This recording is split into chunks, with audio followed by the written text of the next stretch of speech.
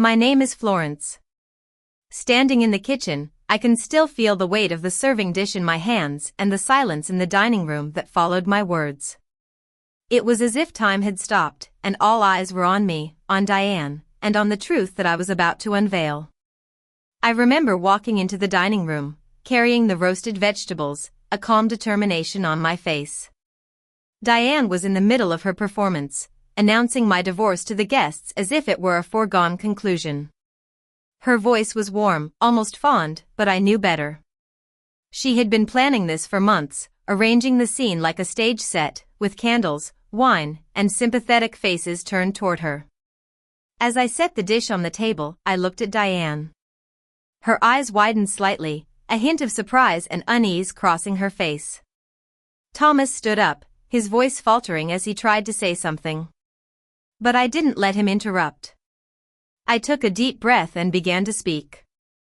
I spoke with my attorney on Thursday, I said, my voice calm and steady. She reviewed a document I found on Thomas's laptop. A partial interest transfer agreement for this house, my house, the one my grandmother left me before I met Thomas. The room went quiet, the guests hanging on to my every word. I could feel their eyes on me, the anticipation building. The document proposed transferring 30% of the property to Diane, signed in my name, in exchange for Thomas's accounting of his mother's household contributions over the course of our marriage. But I never signed that document. I was never asked to sign it. My name appeared in a signature block that had not yet been filled in, which my attorney advises me constitutes attempted fraud in preparation. I paused, letting the words sink in. The ticking of the hall clock seemed to grow louder, the silence in the room almost palpable. Additionally, I continued, as of 9 o'clock this morning, I have filed for divorce. Not Thomas, me. My attorney filed the paperwork, citing breach of marital trust and conspiracy to commit property fraud. I looked at Thomas directly, his face pale and drawn. He looked like a man who had just realized that the game he had been playing was over. The house is mine. The mortgage is in my name. The deed is in my name. It was my grandmother's house, and it will remain mine. Finally, I turned to Diane. Her face had gone completely white, the color drained from her cheeks. She looked like she had seen a ghost, her mouth slightly open in shock. I want to thank everyone for coming, I said, my voice still calm. The short rib is excellent. Please help yourselves. I set down the serving spoon and walked back to the kitchen, the sound of voices erupting behind me. I stood at the kitchen counter, looking out the window at the February yard, the bare pear tree, and the frost-covered grass. My hands were steady, but my heart was pounding. 4 minutes later, Thomas came into the kitchen. He stood in the doorway, looking lost and uncertain.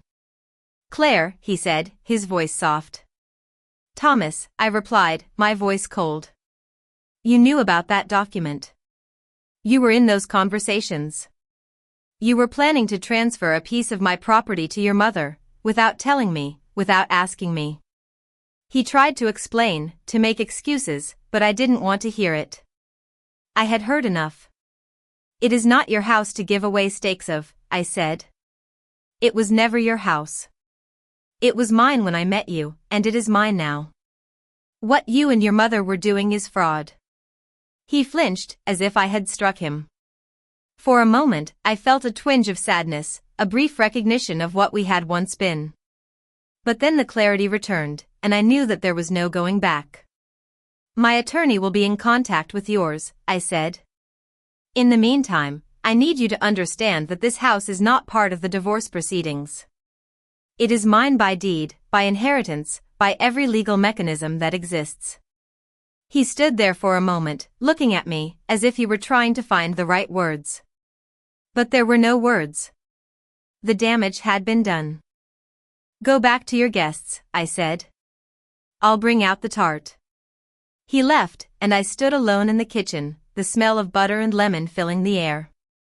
I thought about my grandmother, who had lived in this house for 40 years, and about the note she had left me. Take care of it. Let it take care of you. I had let my guard down, trusted the wrong people, and almost lost everything. But I had learned my lesson. I would never let that happen again. Looking back, I realized that the signs were there all along. But I chose to ignore them, to believe the best in Thomas and his mother. I thought that keeping quiet was the same as keeping peace, but I was wrong. It was only when I finally confronted the truth that I was able to take control of my life. Thomas and I had been married for 4 years when all of this happened. We had built a life together, a life of ordinary happiness. We had a shared mortgage, a vegetable garden, and a Sunday morning ritual of coffee on the back porch. He was an architect, and I was a project manager at a mid-sized logistics company. We were not rich, but we were comfortable. The house was mine, legally and unambiguously. My grandmother had left it to me when she died, 2 years before I met Thomas. It was a beautiful craftsman bungalow on a quiet street, with original hardwood floors, a front porch, and a kitchen that got the morning light just right. Thomas had loved the house from the first time I brought him there, and he had proposed on the front porch. It had felt right, like the house was a part of our story. But Diane, Thomas's mother, was a different story. She had been a difficult presence from the beginning, always watching, always making subtle comments that stung. She had a way of complimenting my cooking that somehow implied that her son had eaten better before he met me. She had a way of expressing pride in Thomas's professional accomplishments that always included a reminder of what she had sacrificed to get him there. In the early years, I tried to manage her.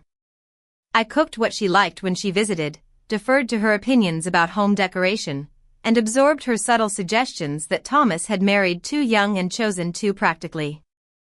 I let the small things go because I was a person who let small things go. Thomas appreciated it, and he told me that I handled his mother better than anyone ever had. But looking back, I realized that his words were a foreshadowing of what was to come. It started with questions about the house. Diane had always been interested in the house, too interested. She asked about the assessed value during a Thanksgiving dinner, and then again 6 months later, framing it as concern about rising property taxes. I gave her vague answers and changed the subject, but I couldn't shake the feeling that something was wrong. Around the same time, Thomas began having conversations that stopped when I entered the room. He would say it was just his mom, but I knew there was more to it. I noticed the manila folder on the kitchen table one Saturday morning, but I didn't open it. I told myself that there was nothing wrong, that a son helping his mother with her finances was normal. But deep down, I knew that something was off. Then, one January afternoon, I came home early from work and overheard a conversation between Thomas and Diane. I heard him say that I wouldn't just agree to transfer a partial interest in the house, that I would want to understand exactly why. I heard him say that there was a timeline, that if they were going to do this before the spring, he needed to handle it.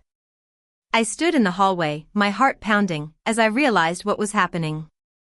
I had been so blind, so naive. I had trusted Thomas and his mother, and they had betrayed me. I didn't confront him that evening. I knew that I needed evidence before I could confront him. So I began to pay attention, to notice the things that I had been ignoring. I found the document on his laptop, a partial interest transfer agreement that proposed giving Diane a 30% stake in the house. I photographed it and sent it to my grandmother's estate attorney, Carol. Carol was a lifesaver. She explained to me exactly what my rights were, what the document represented legally, and what I needed to do to protect myself. She also helped me understand my broader legal situation, my marriage, and the property. I called my father, Robert, a retired civil engineer who lived an hour north of the city. He came to the house the next morning, listened to me without interrupting, and then helped me come up with a plan. The dinner party was Diane's idea.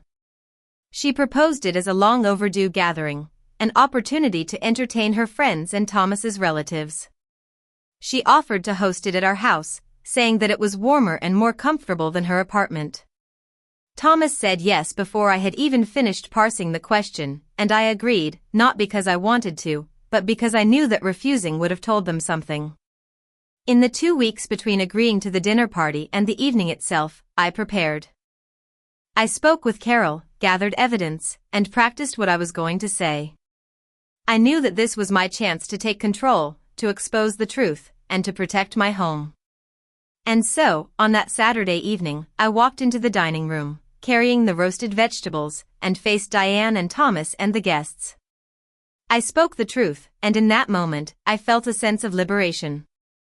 I had finally taken control of my life, and I would never let anyone take it away from me again.